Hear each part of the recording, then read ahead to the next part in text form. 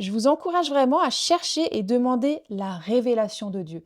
La révélation de Dieu, qu'est-ce que c'est? En fait, c'est quand Dieu nous donne sa compréhension.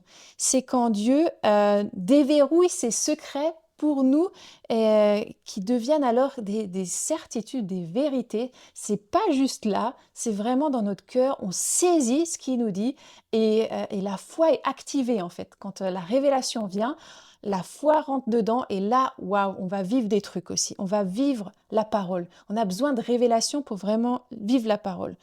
C'est Dieu vraiment qui nous donne ces vérités et c'est une compréhension profonde et on a besoin de révélation. Quelques versets qui prouvent ce point. Il y a dans Psaume 119, verset 130 qui nous dit: La révélation de tes paroles est claire, elle donne de l'intelligence aux simples. Éphésiens 3, verset 3 nous dit c'est par révélation. Donc là, c'est Paul qui parle. Il parle de la bonne nouvelle, il parle de la grâce. Paul a vraiment eu la révélation de la grâce, il nous l'explique. Et grâce à, à cette révélation aussi que lui a eue, nous, on a pu avoir une meilleure compréhension de ce que c'est.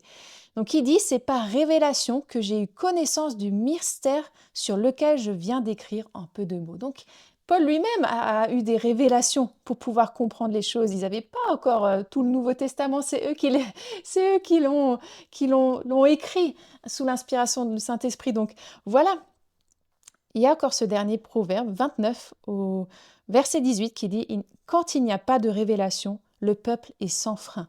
Heureux s'il observe la loi. Donc on en a besoin en fait. On a besoin de ces révélations, de comprendre la parole, de la saisir pleinement. Que ça reste pas juste dans notre intelligence, mais vraiment que Dieu déverrouille ses secrets pour nous, nous les fasse comprendre d'une façon toute nouvelle.